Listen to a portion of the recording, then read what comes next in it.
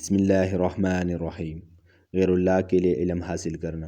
اصول یہ ہے کہ انسان شرعی علم کو اللہ تعالیٰ کی عبادت سمجھ کر سیکھے، سکھائے اور پھیلائے۔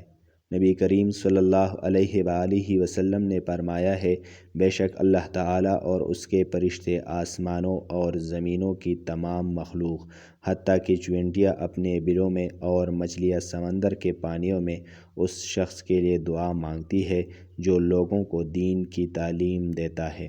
آخری زمانے میں بہت سے لوگ قرآن و سنت اور فقہ کا علم اللہ تعالیٰ کی رضا کے لیے نہیں بلکہ نمایاں ہونے، شہرت پانے اور دیگر دنیاوی مقاصد کے لیے حاصل کریں گے۔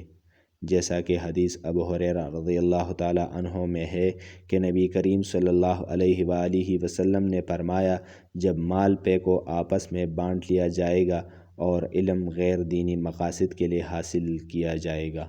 جزاک اللہ خیرا۔